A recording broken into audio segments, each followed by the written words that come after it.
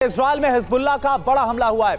Israeli शहरों पर rocket की बरसात हुई है। हिजबुल्लाह ने इजरायली डिफेंस फोर्स के बेस को टारगेट किया है। हमले में एक इजरायली सैनिक की मौत की खबर है। कई इजरायली सैनिक घायल भी हुए हैं।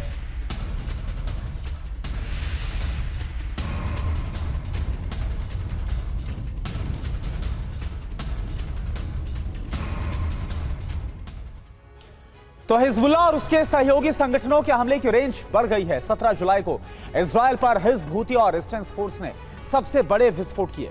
हिजबुल्लाह प्रमुख हसन नसरुल्लाह ने कहा है कि अब पूरे इजराइल पर हमले किए जाएंगे। जो इलाके अभी तक सुरक्षित रहे हैं वहां पर भी बारूद बरसाया जाएगा। दरअसल तेहरान के आदेश पर प्रॉक्सी संगठनों ने 3 फेज युद्ध की रणनीति को तैयार किया है। इसका उद्देश्य है इजराइल के शक्ति कनेक्शन को काटना, यानी कि धरती के दूसरे हिस्सों से संपर्क को काटना। इजराइल के विरुद्ध जल, थल और नभ में चक्रव्यूह तैयार किया गया। आप देखिए हिजबुल्लाह के इस ऑपरेशन से कैसे इजराइल का हाल गाजा जैसा हो सकता है। बीते 100 घंटे से इजराइल पर हिजबुल्लाह सहित बाकी प्रॉक्सी संगठनों के हमले जारी हैं।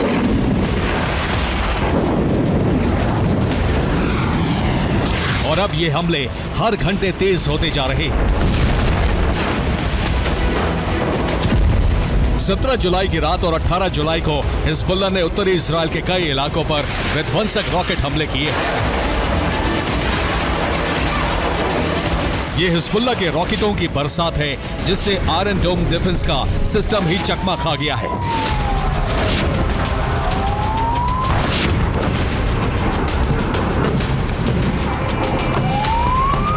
हिजबुल्लाह एक साथ 20 से 100 तक रॉकेट फायर कर रहा है और बहुत कम दूरी से किए गए हमलों की वजह से इजरायली डिफेंस सिस्टम हिजबुल्लाह के सभी रॉकेट गिराने में नाकाम रहा है।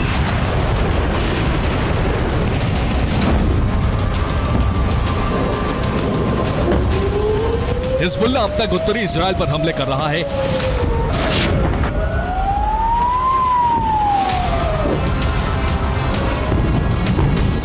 हिजबुल्लाह अब तक करियत शिमोना, शलोमी, शेबा फार्म्स, मेरोन, नहरिया जैसे उत्तरी इजरायली शहरों पर हमले कर रहा है। हिजबुल्लाह ने अब तक 55 किलोमीटर अंदर तक सबसे लंबी दूरी का हमला किया है। उत्तरी इजराइल से अब तक 90,000 लोग पलायन कर चुके हैं।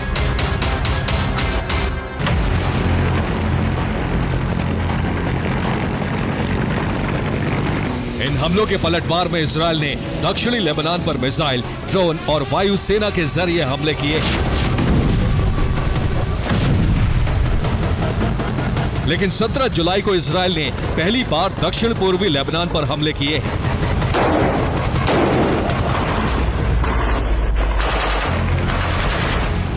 दक्षिण पूर्वी लेबनान की बेका घाटी में आईडीएफ ने हमला किया। इस हमले में हिजबुल्लाह कमांडर मारा गया। मारे गए हिजबुल्लाह कमांडर का नाम अहमद जाबरा है। हिजबुल्लाह कमांडर अहमद जाबरा की मौत के बाद हिजबुल्लाह ने रणनीति में परिवर्तन का ऐलान कर दिया है।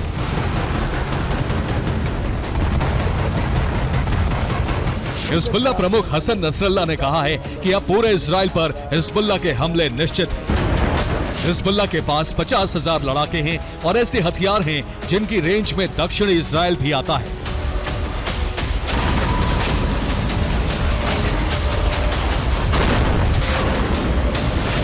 हिजबुल्लाह के पास जल 1 मिसाइल है। इसकी रेंज 160 किलोमीटर है। वॉरहेड क्षमता 600 किलो है और कुल 10,000 से ज्यादा मिसाइलें हो सकती हैं। फतेह 110 मिसाइल भी होने की रिपोर्ट है। इसकी रेंज है 300 किलोमीटर, वॉरहेड क्षमता है 500 किलो और ये 1000 से ज्यादा हो सकती है। हिजबुल्लाह के पास स्कड मिसाइलें भी हैं। इनकी रेंज 700 किलोमीटर तक है। वॉरहेड क्षमता 800 किलो तक होती है और इनकी संख्या अज्ञात है।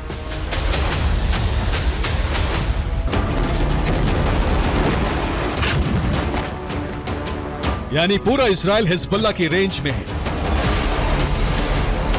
हिजबुल्लाह ने इजराइल को बर्बाद करने के लिए 3 अहम रणनीतियां तैयार की हैं। इनमें पहली नीति है असुरक्षित इजराइल और विस्थापन। हिजबुल्लाह पूरे इजराइल पर मिसाइल, ड्रोन हमले शुरू करने वाला है। इससे दक्षिणी इजराइल तक के शहर धधकने लगेंगे। इसके साथ ही इजराइल के सभी शहरों से विस्थापन शुरू हो जाएगा। इजरायली नागरिकों को सुरक्षा के लिए अंडरग्राउंड बंकरों में रहना होगा। इजराइल के उद्योग धंधे चौपट हो जाएंगे।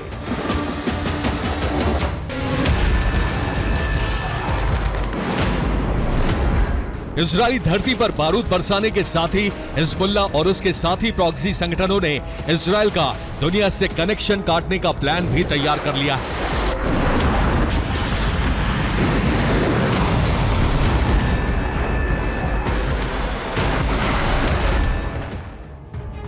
हिजबुल्लाह का प्लान है कि भूमध्य सागर से इजरायल का कनेक्शन पूरी तरह से काट देना और इसके लिए लेबनान से भूमध्य सागर जलमार्ग पर हिजबुल्लाह के हमले जारी है। हिजब के साथ साथ लेबनान से इराकी रेजिस्टेंस भी हमले कर रहा है। इजरायली जहाजों या फिर इजरायल जाने वाले जहाजों पर यूएसबी और मिसाइल हमले किए जा रहे हैं। इन हमलों से इजरायल का हाइफा पोर्ट करीब करीब बंद हो चुका है। एक तरह से इजरायल का भूमध्य सागर से कारोबारी कनेक्शन कट चुका है। इराकी रेजिस्टेंस फोर्स ने 16 जुलाई को ओलिफियान मालवाहक जहाज को नष्ट किया और इसके साथ ही दूसरी तरफ इजरायल का लाल सागर कनेक्शन भी कट चुका है।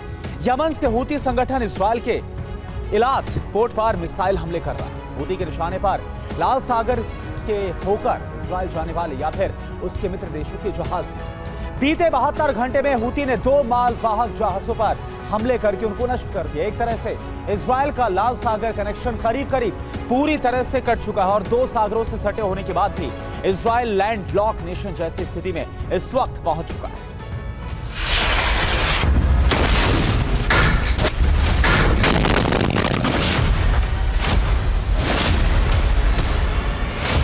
इजरायल प्रॉक्सी के चक्रव्यूह में फंसता जा रहा है। समंदर से ही इजरायल को हथियारों की सप्लाई होती रही है।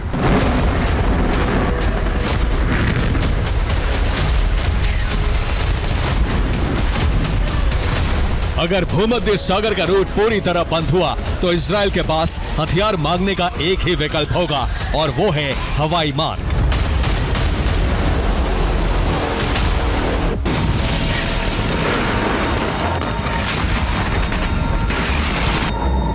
लेकिन हिजबुल्लाह ने इस रास्ते पर भी इजरायल के खिलाफ चक्रव्यूह तैयार कर लिया है।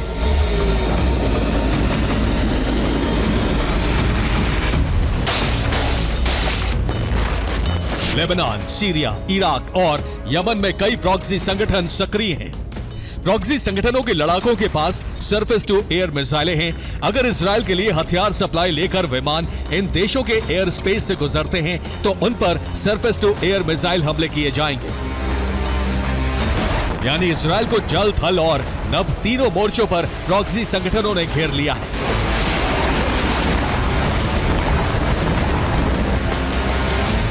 अरब के सभी प्रॉक्सी संगठन इजरायल के साथ जंग में उतरने को तैयार हैं और इजरायल के सामने शक्ति आपूर्ति सहित जवानों का संकट बड़ा होता जा रहा है। गाजा की जंग में इजरायल को अपने मरकाबा टैंक और सैन्य वाहन बड़े पैमाने पर गंवाने पड़े हैं और अब उसके सामने सेना को फिर से पुनर्गठित करने की चुनौती है।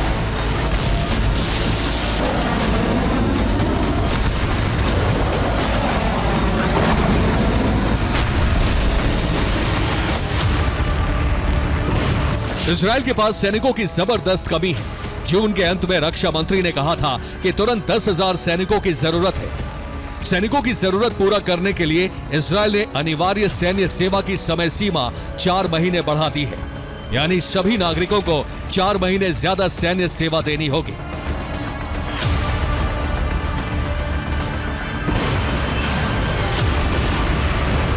इजरायल पर प्रॉक्सी संगठनों का संकट गहराता जा रहा है और जब तक जंग टैंक, रॉकेट और मिसाइलों से लड़ी जाएगी, इजरायल को अकेले ही जंग लड़नी होगी। इसीलिए इजरायल एक बड़ी जंग की तैयारी कर रहा है और ये चिंगारी किसी भी दिन भड़ककर विश्व युद्ध में बदल सकती है।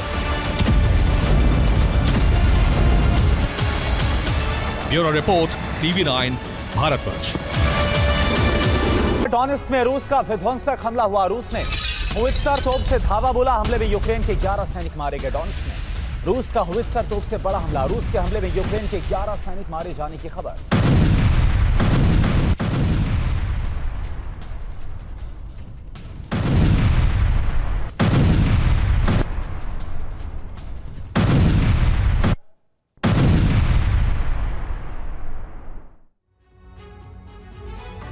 यूक्रेन ने एक बार फिर से क्रीमिया के सेवास्तोपोल को टारगेट बनाया है। क्रीमिया को तहलाने के लिए यूक्रेनी फौज लगातार 4 घंटे तक संघर्ष करती रही। रूसी डिफेंस को नाकाम करना बेहद मुश्किल हो रहा था, लेकिन आखिरकार यूक्रेन के सरफेस ड्रोन का एक हमला कामयाब हुआ, सेवास्तोपोल पर जोरदार धमाका हुआ। यूक्रेन के इस हमले में रूस के कई फ्रिगेट को नुकसान पहुंचा है। सैन्य बोट भी जल गई, जबकि एक ऑयल टैंकर में बड़ा धमाका टल गया। रूस ने सुबह से बदले का एक्शन शुरू किया और यूक्रेन की राजधानी में कई धमाके इसके बाद सुने गए। काला सागर का वो किनारा जहां दिन रात हमले की ताक में रहता है यूक्रेन।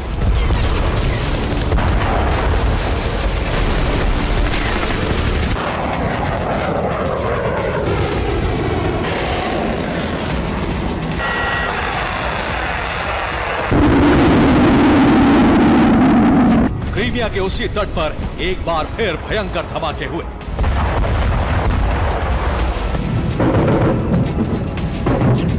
ब्लैक सी फ्लीट का मुख्यालय सेवास्तोपोल फिर धमाकों से गूंज उठा। आग की ऊंची ऊंची लपटें उठी और रात के सन्नाटे में पूरा इलाका धमाकों से थर्रा उठा। रिपोर्ट के मुताबिक बुधवार की रात यूक्रेन ने सेवास्तोपोल को टारगेट किया। समंदर के रास्ते एक के बाद एक कई ड्रोन भेजे गए। रूस समुद्र के रास्ते हमले को नाकाम करने की कोशिश करता रहा।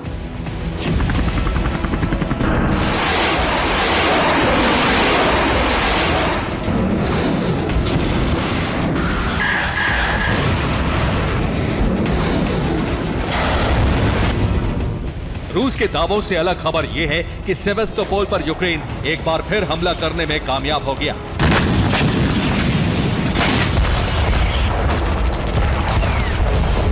यूक्रेन के टारगेट पर समुद्र किनारे खड़े रूस की ब्लैक सी फ्लीट की बोट, फ्रिगेट और टैंकर थे। सेवास्तोपोल से सिर्फ एक ये तस्वीर अब तक सामने आई है। इसमें रूसी नेवी की एक बोट नजर आ रही है। रूस का दावा है कि सेवास्तोपोल में हमले की कोशिश को नाकाम कर दिया गया। यूक्रेन ने 33 ड्रोन से हमले की कोशिश की थी, लेकिन रूस का दावा है कि सभी 33 ड्रोन को नष्ट कर दिया गया।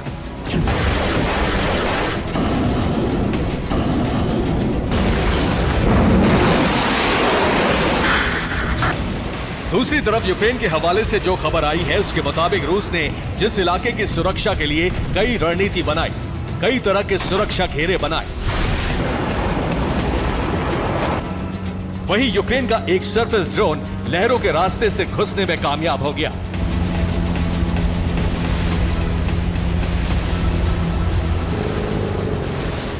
यूक्रेन के सरफेस ड्रोन से भयंकर धमाके होते हैं और इस बार भी सेवास्तोपोल पर रात के अंधेरे में आग की रोशनी फैल गई।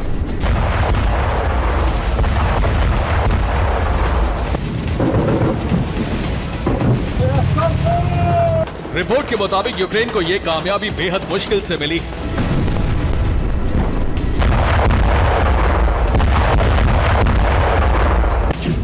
यूक्रेन लगातार 4 घंटे तक हमला करता रहा। हमले में यूक्रेन ने कई मिसाइलों का इस्तेमाल किया। हवा से कई ड्रोन ने भी क्रीमिया में घुसने की कोशिश की।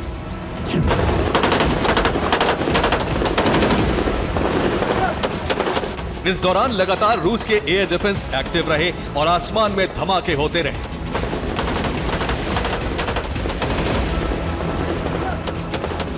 विशेषज्ञों के मुताबिक यूक्रेन ने रूसी सेना का ध्यान भटकाने के लिए हवा से हमला किया था। रूस की सेना मिसाइलों और ड्रोन को नष्ट करने में व्यस्त रही और इसी दौरान यूक्रेन की मरीन ड्रोन यूनिट ने अपने मिशन को अंजाम दे दिया।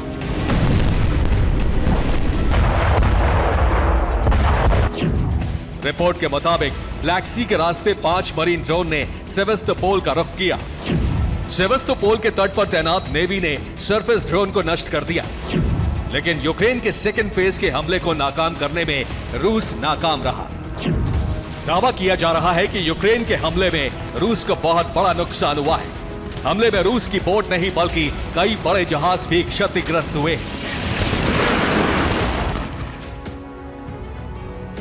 मंगलवार को सेवास्तोपोल में एक ऑयल टैंक पहुंचा था। यूक्रेन ने इस ऑयल टैंकर में धमाका करके बड़े विध्वंस का प्लान तैयार किया था।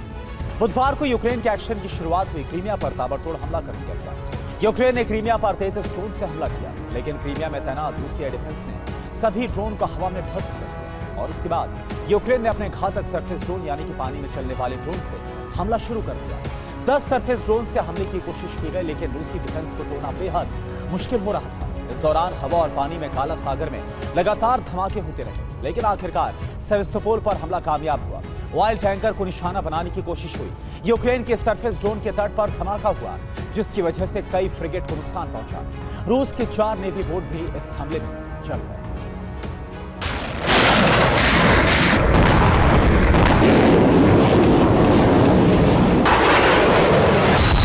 सेवेस्तोपोल में कई धमाके की आवाज सुनी गई। इससे ज्यादा अभी रूसी मीडिया में नहीं बताया जा रहा है।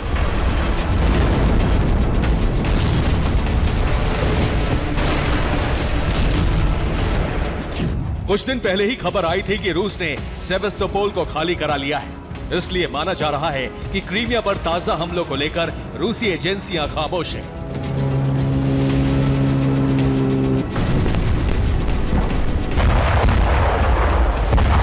लेकिन रूस की बौखलाहट का असर कीव में देखा जा रहा है। गुरुवार सुबह से ही यूक्रेन की राजधानी कीव पर कई बार मिसाइल से हमले हुए हैं।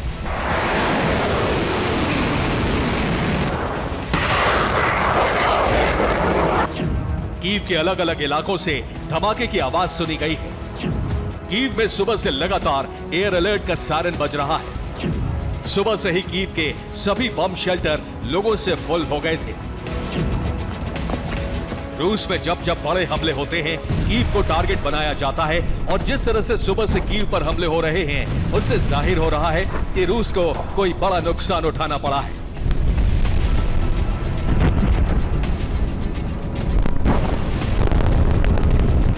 माना जा रहा है कि रूस सेवेस्तोपोल हमले का बदला ले रहा है।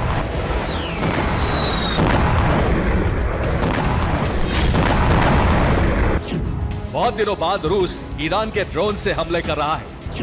कीव पर कई शाहिद ड्रोन से धमाके हो चुके हैं। एयर डिफेंस न होने की वजह से ड्रोन से धमाके हो रहे हैं। रूस अब कीव को दहलाने के लिए महंगी मिसाइलों का इस्तेमाल नहीं कर रहा है। रूस को अच्छी तरह से पता है कि कीव का हवाई कवच बेहद कमजोर हो चुका है, इसलिए फिर ईरान के ड्रोन का इस्तेमाल हो रहा है। रिपोर्ट के मुताबिक रूसी हमले के बाद कीव में आपातकाल का ऐलान किया गया है। इस बार रूस कीव के अहम ठिकानों को टारगेट कर रहा है। रूस राष्ट्रपति भवन पर हमले की कोशिश में है। सरकारी भवनों को भी टारगेट किया जा रहा है। कीव के पावर हाउस को भी निशाना बनाया जा रहा है। कीव में भले ही एयर डिफेंस कम है, लेकिन राष्ट्रपति भवन और सेना के मुख्यालय जैसे भवनों की सुरक्षा में एयर डिफेंस तैनात है।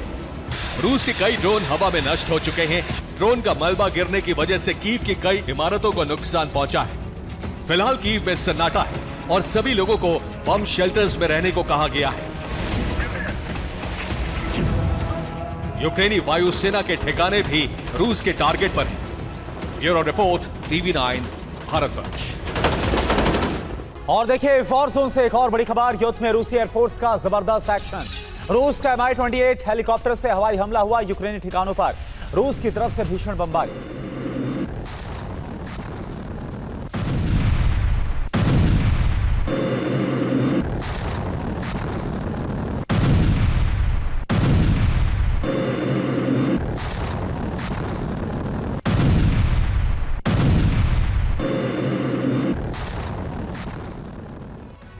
तो नेटो और रूस के बीच सीधे युद्ध की आशंका बहुत ज्यादा तेज हो रही है, और नेटो के सभी देश आत्मरक्षा की तैयारी में जुट गए, क्योंकि इस बार अमेरिका के राष्ट्रपति चुनाव में डोनाल्ड ट्रंप की जीत मानी जा रही है। और ट्रंप की जीत के मायने होंगे कई नेटो देशों के सामने सुरक्षा के मामले में आत्मनिर्भर होने की मजबूरी। इसलिए नेटो देश यूक्रेन को हथियार सप्लाई में कटौती कर रहे हैं। अकेले पड़ते जा रहे यूक्रेन ने यूरोप को युद्ध में खींचने के लिए महाविनाश का ब्लूप्रिंट तैयार किया। आप देखिए क्या है ज़ेलेंस्की का सनसनीखेज प्लान। बीते 2.5 साल से यूक्रेन को निर्बाध हथियार सप्लाई हो रही है। यूक्रेन अमेरिका और यूरोपीय देशों से मिले हथियारों के दम पर जंग लड़ रहा है।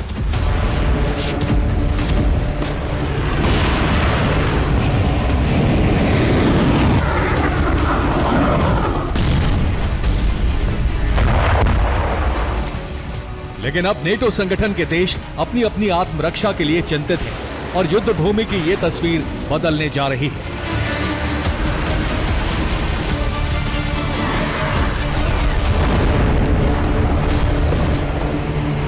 यूक्रेन को हथियार सप्लाई करने वाले देश अब अपनी आत्मरक्षा की तैयारी में जुट गए और इसके पीछे वजह है अमेरिका के राष्ट्रपति चुनाव में डोनाल्ड ट्रंप की जीत के आसार।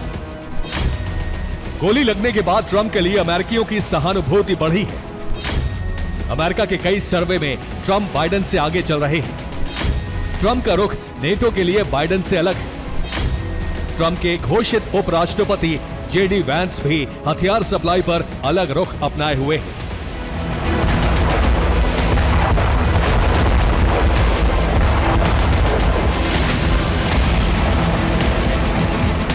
नेटो देशों की चिंता है कि अगर ट्रंप ने चुनाव जीता तो उन्हें सुरक्षा की गारंटी तभी मिलेगी जब वो रक्षा बजट पर अपना खर्च बढ़ाएंगे। इसी चिंता में यूरोप के कई देश यूक्रेन को देने वाली मदद में बड़ी कटौती कर रहे हैं। जैसे जर्मनी ने यूक्रेन को मदद कम करने का ऐलान कर दिया है। 2024 में जर्मनी ने यूक्रेन को 73,000 करोड़ रुपए की मदद का ऐलान किया, लेकिन 2025 में घटाकर इसे 36,500 करोड़ रुपए कर दिया गया। जर्मनी ने यूक्रेन को मदद 50% कम कर दी है, जबकि अपना रक्षा बजट बढ़ाकर 6,70,000 करोड़ रुपए कर दिया है। यह जर्मनी के जीडीपी का 2% है।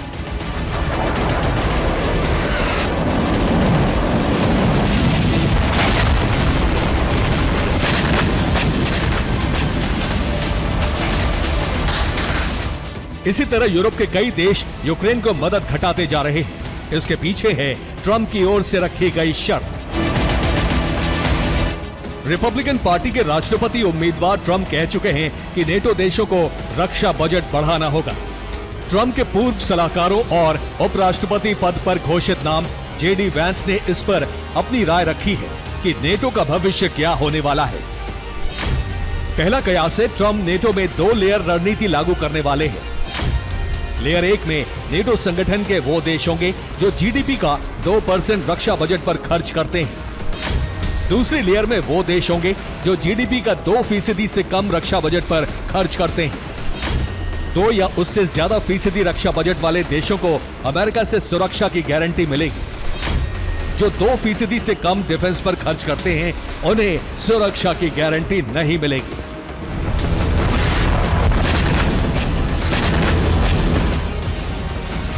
इसीलिए जर्मनी सहित कई देश यूक्रेन को मदद देने में कटौती करके अपना रक्षा बजट जीडीपी का 2% कर रहे हैं। लेकिन यूक्रेन मदद न मिलने से बेचैन है और पूरे यूरोप को युद्ध में घसीटना चाहता है।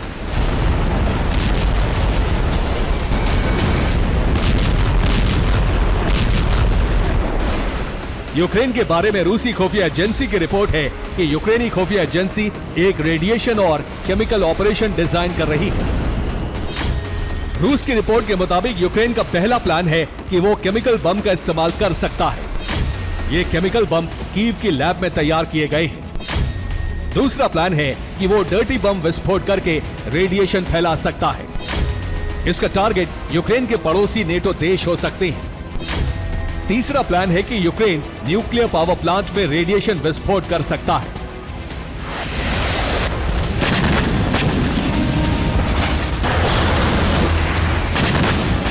यूक्रेन चाहता है कि उसकी जमीन बचाने के लिए उसे हथियार दिए जाएं, और अगर हथियार नहीं दिए जाते तो आत्मरक्षा में जुटे नेटो देशों को सीधे जंग में उतार दिया जाए। Bureau report, TV9 Bharatvarsh. Trump पर हमले के बाद रूसी राष्ट्रपति व्लादिमीर पुतिन की सुरक्षा के कड़े बंदोबस्त किए गए हैं। क्रेमलिन के अलावा पुतिन के बाकी ठिकानों की सिक्योरिटी बढ़ा दी गई है। लेकिन आखिर क्यों? क्या पुतिन को अपने मुल्क में जान का खतरा है? क्या पुतिन की हत्या का षड्यंत्र रचा जा चुका है? आखिर कौन है रूसी राष्ट्रपति का वो दुश्मन जो अब उनके खून का प्यासा हो चुका है? रिपोर्ट आप देखिए।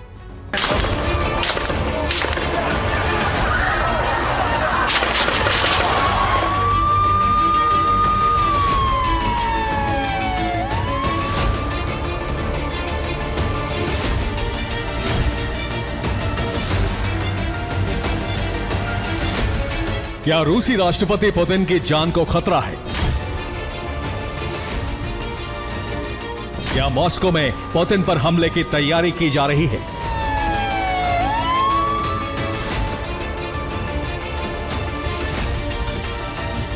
क्या पुतिन के विरोधी उनके खिलाफ खौफनाक प्लान तैयार कर रहे हैं? क्या रूसी राष्ट्रपति का डेथ वारंट तैयार हो चुका है? आखिर ये सवाल क्यों उठ रहे हैं? क्यों पुतिन के खात्मे वाली साजिश की आशंकाएं जताई जा रही हैं? तो आपको बता दें कि रूस की सुरक्षा एजेंसियों ने पुतिन की सिक्योरिटी को अभेद्य किया है। मॉस्को के वल्दाई कस्बे में मौजूद पुतिन के घर की सुरक्षा बढ़ाई गई है। पुतिन के घर के बाहर 7 पंजशीर एयर डिफेंस सिस्टम तैनात किए गए हैं। क्रेमलिन के अलावा रूसी राष्ट्रपति उत्तरी मॉस्को के वल्दाई कस्बे में मौजूद अपने विला में भी कई बार ठहरते हैं। पुतिन के परिवार के लोग भी इसी घर में रहते हैं। लिहाजा रूस की सुरक्षा एजेंसियों ने पुतिन की सुरक्षा को चाक चौबंद करने के लिए मिसाइल डिफेंस सिस्टम तैनात किए हैं। और जानते हैं इसके पीछे की वजह क्या है? हाल ही में अमेरिका के पूर्व राष्ट्रपति ट्रंप पर हुआ जानलेवा हमला।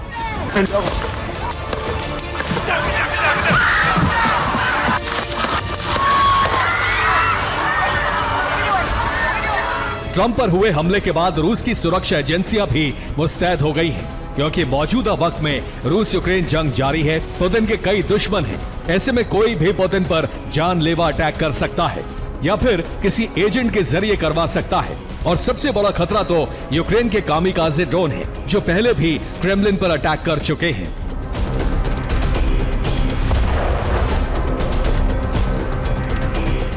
ऐसे में पुतिन की हत्या से जुड़ी साजिश को नाकाम करने के लिए उनकी सुरक्षा को मजबूत किया गया है। लेकिन एक बात शीशे की तरह साफ है, वो ये कि पुतिन पर सीधा हमला करना, उनके सुरक्षा घेरे को तोड़ना आसान नहीं है। रूसी राष्ट्रपति का सुरक्षा घेरा किसी अभेद्य किले की तरह है, जिसमें परिंदा भी पर नहीं मार सकता, क्योंकि क्रेमलिन से निकलने के बाद पुतिन जहां भी जाते हैं, उनके साथ हाईटेक हथियारों से लैस स्पेशल कमांडो की पूरी फौज चलती है। इसके अलावा सैकड़ों सुरक्षा कर्मी की भी तैनाती रहती है। आखिर कैसे, ये भी जान लीजिए। पुतिन के साथ पहले घेरे में काले सूट पहने ईयरफोन लगाए सुरक्षा गार्ड रहते हैं। इसे निजी गार्ड सर्कल कहते हैं। दूसरा घेरा उन गार्ड से बनाया जाता है जिन पर जनता का ध्यान नहीं जाता। ये राष्ट्रपति से दूर रहकर खतरे पर नजर रखते हैं। इन्हें लेयर 2 गार्ड्स कहते हैं। तीसरा घेरा भीड़ को राष्ट्रपति से दूर रखता है और भीड़ में इसमें संदिग्ध लोगों को आने से रोकता है। इन्हें मॉब कंट्रोलर सर्कल कहते हैं। चौथा और सबसे आखिरी घेरा आसपास की इमारतों की छतों पर स्थित स्नाइपरों का होता है। इन्हें स्नाइपर सर्कल कहते हैं। ये तो पुतिन की सिक्योरिटी का एक छोटा सा ट्रेलर देखा। पुतिन के काफिले में विशेष आर्मर्ड कार भी है, जिसका नाम औरुस सेनाद लिमोजीन है। इस बख्तरबंद कार की बॉडी स्टील, एल्यूमिनियम, टाइटेनियम और सेरेमिक से बनाई गई है। इसके दरवाजे 8 इंच मोटे स्टील से बने होते हैं, जो किसी भी तरह के केमिकल हमले से पूरी तरह सुरक्षित रखते हैं। इतना ही नहीं, पुतिन को खाने में कोई जहर ना दे सके, इसके लिए भी फूड टेस्टर रखे गए हैं। मतलब ये कि हत्या का षड्यंत्र रचने वाले भी जानते हैं कि पुतिन के सुरक्षा घेरे को भेद पाना बहुत मुश्किल है। Bureau report, TV9 Bharatvarsh. रूसी एमएलआरएस ब्रिगेड का विध्वंसक एक्शन देखने को मिला है। यूक्रेनी ठिकानों पर दर्जनों रॉकेट की बरसात की गई। हमले में यूक्रेनी सैनिक और हथियार खत्म हुए।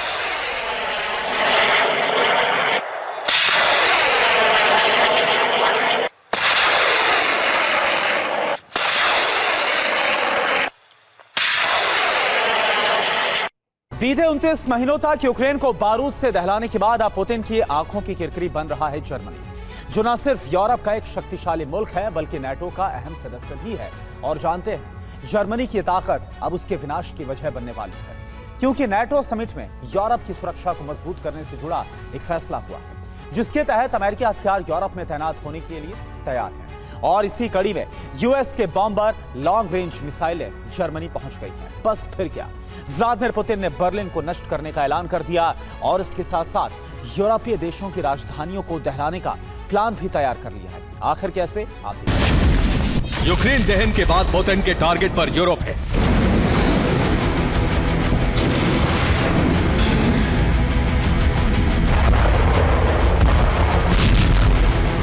यूरोपीय देशों की राजधानी है।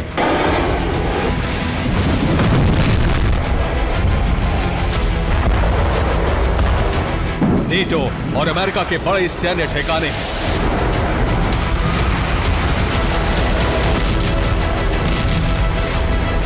बारूदी गोदाम है,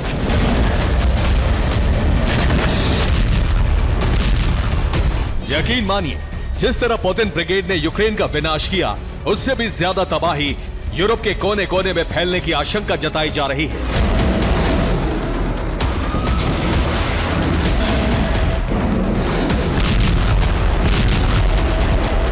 और इन आशंकाओं को बल कोई और नहीं बल्कि खुद रूसी मीडिया दे रहा है।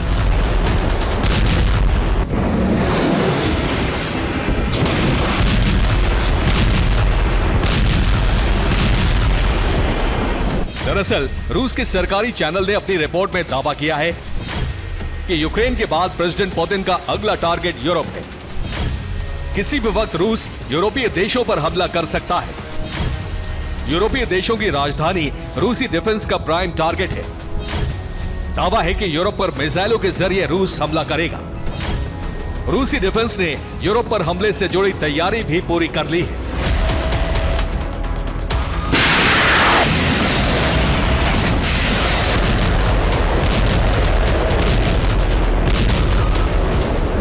रूसी मीडिया का दावा है कि क्रेमलिन के वॉर रूम में मौजूद पुतिन ने अपने टॉप कमांडरों के साथ हमले से जुड़ी मीटिंग तक कर ली है। इतना ही नहीं, दावा तो यहां तक किया जा रहा है कि पुतिन यूरोपीय देशों के चप्पे चप्पे पर नजर बनाए हुए हैं।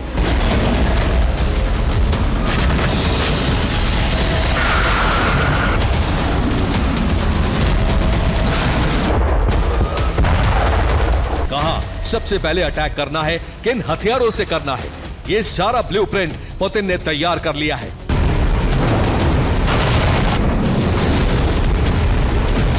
अब सवाल यह है कि अचानक ही पुतिन का फोकस यूरोप पर क्यों शिफ्ट हुआ? आखिर क्यों पुतिन यूरोपीय देशों की कैपिटल्स को दहलाने का प्रण ले चुके हैं?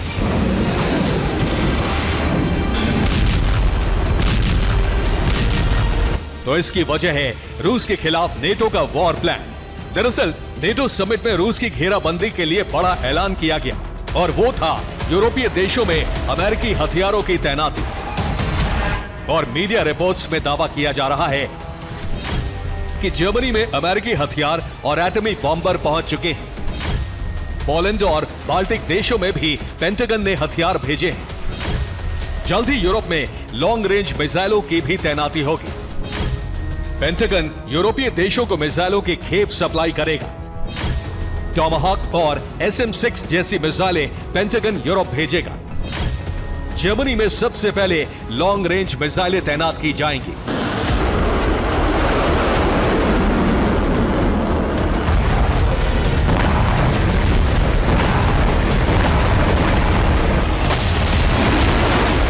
बस नेटो और अमेरिका के इसी चक्रव्यूह से भड़के पुतिन ने बर्लिन समेत यूरोपीय देशों की तमाम कैपिटल्स को दहलाने का प्लान तैयार कर लिया है।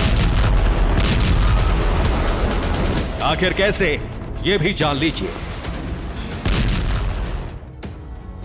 रूसी मीडिया में इस बात का दावा हो रहा है कि यूरोपीय देशों की राजधानी पर हमला कैलिनिंग्राड से हो सकता है। ऐसे में वो कौन कौन से यूरोपीय देश है जिनकी राजधानी पुतिन सेना के टारगेट पर है, ये भी आप जान लीजिए। रूसी मिसाइलों का सबसे पहला अटैक जर्मनी की राजधानी बर्लिन में हो सकता है, जिसकी कैलिनिंग्राड से दूरी करीब 560 किलोमीटर है, क्योंकि बर्लिन में ही अमेरिकी हथियारों और लॉन्ग रेंज मिसाइलों की खेप पहुंची है। यूरोप में पुतिन ब्रिगेड का दूसरा टारगेट पोलैंड की राजधानी वॉर्सो भी है होगी। ये रूसी बॉर्डर से महज 278 किलोमीटर की दूरी पर है। और आपको बता दें कि मौजूदा वक्त में पोलैंड यूक्रेन के लिए पश्चिम से मिलने वाले हथियारों का एंट्री पॉइंट है। और इसी तरह से ब्रिटेन की राजधानी लंदन पर रूस मिसाइलों से हमला कर सकता है। लंदन से कैलिनिंग्राड की दूरी करीब 1511 किलोमीटर है। और इसकी वजह यह है कि लंदन के पास मौजूद नेवल बेस में अमेरिकी ट्राइडेंट मिसाइलों की खेप मौजूद है। यूक्रेन जंग में रूस के खिलाफ खड़े फ्रांस पर पुतिन की मिसाइलें कहर बरपा सकती है। कैलिनिंग्राड से पेरिस की दूरी करीब 1439 किलोमीटर है, जो कि रूसी मिसाइलों की रेंज में है। और इसके अलावा स्वीडन की राजधानी स्टॉकहोम, जो कि कैलिनिंग्राड से करीब 531 किलोमीटर दूर है, वहां पर भी रूसी मिसाइलें कहर बरपा सकती है। और इसके अलावा नॉर्वे की राजधानी ऑस्लो, जो कि 833 किलोमीटर पर मौजूद है, वहां पर भी रूसी मिसाइलों से हमला हो सकता है, क्योंकि स्वीडन और नॉर्वे जैसे मुल्क यूक्रेन को F-16 फाइटर जेट की खेप सप्लाई करते हैं।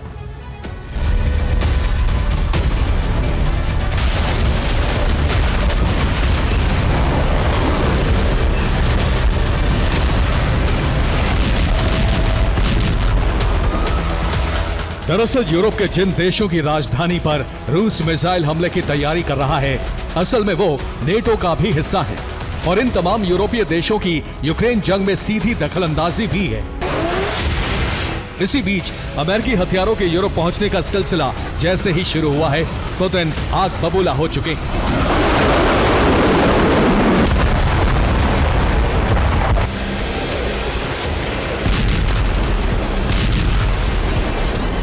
और सीधे सीधे नेटो पर दबाव बनाने के लिए मिसाइल हमले का प्लान तैयार किया है। पुतिन की इस तैयारी को देख ब्राजील से वॉशिंगटन तक कोहराम मच चुका है। दावा तो यहां तक किया जा रहा है कि क्रेमलिन की धमकी के बाद अमेरिकी जासूसी विमान रूस की गतिविधियों की जानकारी जुटाने ब्लैक सी के पास पहुंच चुके हैं।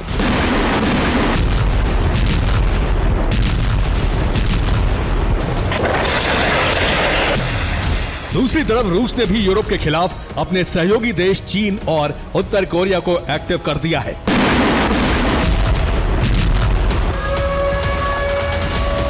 जहां अमेरिका पर दबाव बनाने के लिए साउथ चाइना सी में रूस और चीन नेवल ड्रिल कर रहे हैं, वहीं पोलैंड बॉर्डर के पास चीन और बेलारूस की सेना मिलिट्री ड्रिल कर रही है। यानी अब नेटो के खिलाफ पुतिन गुट आक्रामक तेवर अपना चुका है।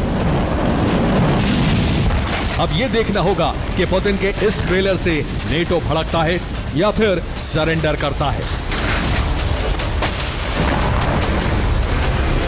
Bureau report, TV9 Bharatvarsh. खेरसौ में रूस का बड़ा हवाई हमला हुआ है। हमले में यूक्रेनी आर्टिलरी सिस्टम तबाह। रूसी सेना के हमले का वीडियो सामने आया है।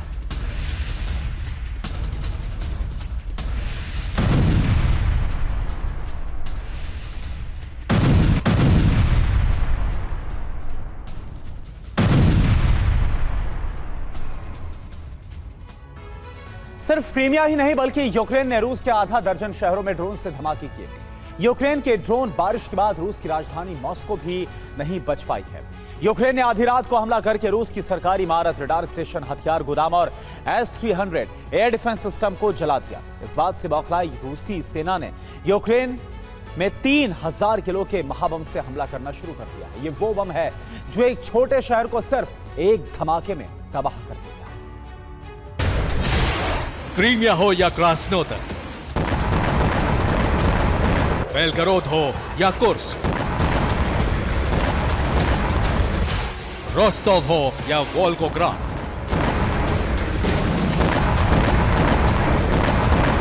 यूक्रेन के वज्रपात की वजह से रूस की धरती पर विनाश की बहुत बड़ी आग भड़की हुई है।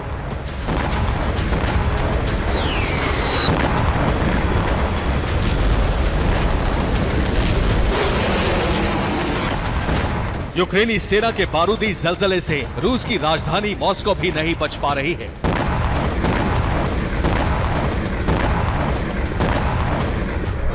मॉस्को के एयर डिफेंस सिस्टम नाकाम हो रहे हैं और यूक्रेन के हमले सफल हो रहे हैं।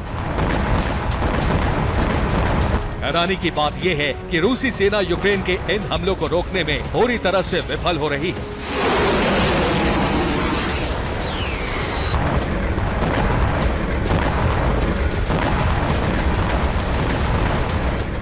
पिछले 24 घंटे के अंदर यूक्रेन ने रूस की धरती को किस तरह से दहलाया, कहां-कहां धमाका किया, रूसी सेना को कहां कितना नुकसान पहुंचा है, अब इसे देखिए। मॉस्को में यूक्रेन ने धमाका किया तो सरकारी इमारत में भीषण आग लगी। क्रास्नोदर में यूक्रेन ने भीषण ड्रोन हमला कर रूस के 2 हथियार गोदामों को जला दिया। डोनेट्स्क में यूक्रेन ने हमला कर रूस के S-300 को तबाह कर दिया। यूक्रेन के हमले में रूस का रडार स्टेशन भी तहस नहस हो गया।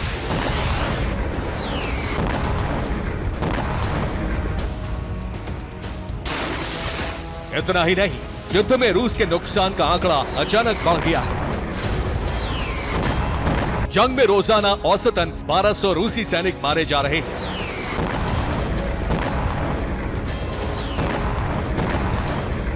यूरोपियन यूनियन और जर्मनी यूक्रेन को हथियारों की नई खेप देने जा रहे हैं। माना जा रहा है कि आने वाले वक्त में यूक्रेन के हमले और तेज होने वाले हैं। यूक्रेन के हमलों से बौखलाए रूस ने यूक्रेन पर Su-34 से फैब 3000 बमों की बरसात शुरू कर दी है।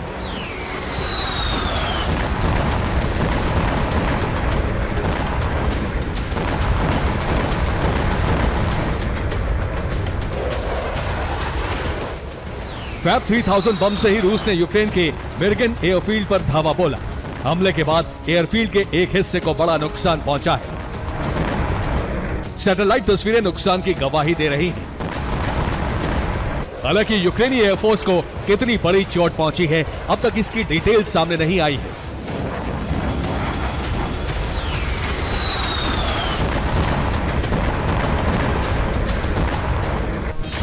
रूसी सेना इस वक्त जिस फैब 3000 ग्लाइड बम से हमले कर रही है, वो एक धमाके के साथ ही 11 फुटबॉल मैदान जितने एरिया को शमशान बनाने का मादा रखता है। यही वजह है कि यूक्रेन में इसके धमाके से बहुत बड़ी तबाही हो रही है। खार्किव के वोल्चांस्क में भी रूस ने इसी महाबम से हमले किए। हमले में यूक्रेनी फोर्स के कई ठिकाने ध्वस्त हो गए। रूसी सेना सिर्फ यूक्रेन के मिलिट्री इंफ्रा को ही तहस नहस नहीं कर रही है, बल्कि यूक्रेन के एनर्जी सेक्टर को भी तबाह करते हुए आगे बढ़ रही है। रूस के हमलों की वजह से यूक्रेन के बड़े भूभाग में इस वक्त ब्लैकआउट है। लोगों को पर्याप्त मात्रा में गैस और पानी की सप्लाई नहीं हो पा रही है।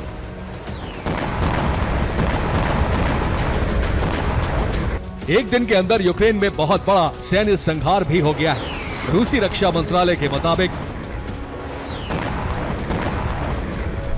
युद्ध के अलग अलग मोर्चों पर 24 घंटे में यूक्रेन के 1980 सैनिक मारे गए।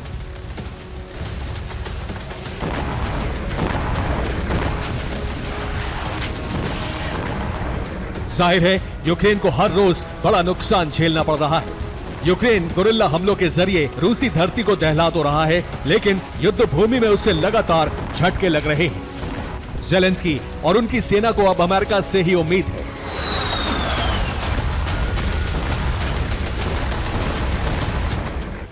अमेरिका यूक्रेनी एयरफोर्स को लंबी दूरी तक मार करने वाली स्पेशल मिसाइल देने वाला है।